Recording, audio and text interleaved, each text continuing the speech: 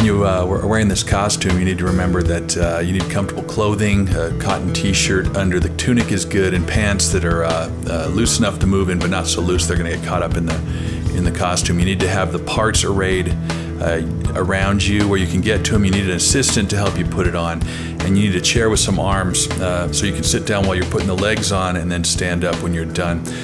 It's not unlike putting on a suit of armor for a knight in medieval times, and you'll see when we're done that the end result is similar too. This costume was originally made for the fellow who's helping me put this on myself. I'm about 2 inches taller and outweigh him by about 25 pounds. I wanted to put it on to show you the upper limit of what a large and not very flexible person could do to put the costume on. There's a little gadget over on the side of the greaves that we're putting on. There's a little hook that needs to be attached first before the Velcro is put on. The rest of the legs are fairly straightforward. You put your feet in the boots, lace them up, and the boots are attached in with Velcro straps to the boot holders. And then that greaves is just a Velcro attachment. Once you've got the legs on, you can stand up. Sometimes you need an assist because your knees only bend to about 90 degrees. At this point, it's a good idea to put your gloves on because once you get the other stuff on, you're not going to be able to get them on.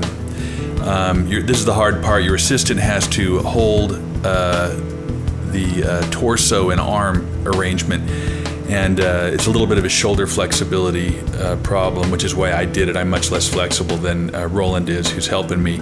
But you just kind of put your arms back through the straps, you get the arms put on, and your assistant at this point pretty much needs to close the Velcro closures for you.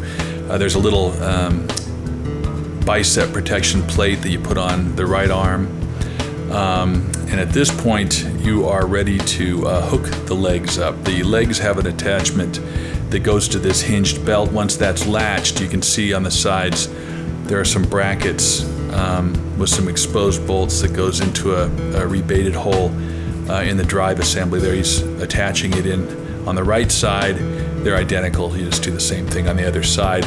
Once this happens, the belt kind of settles down on your hips a little bit, and the legs are then suspended and held up by the belt. There's some hydraulic lines that you have to tuck into the thigh gaiters.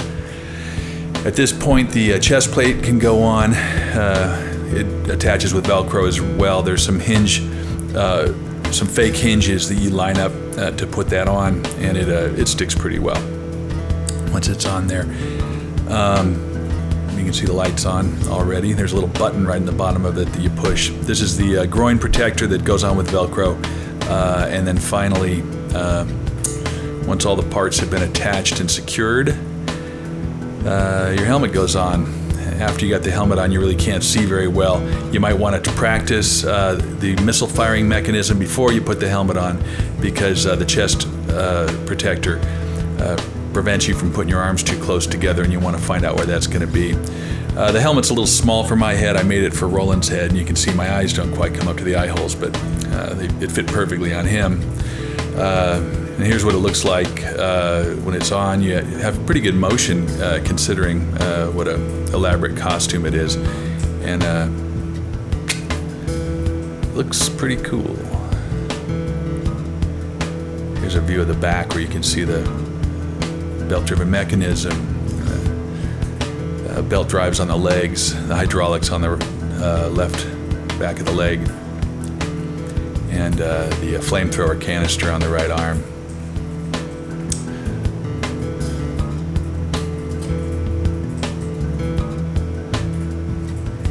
That's the Iron Man Mark I costume.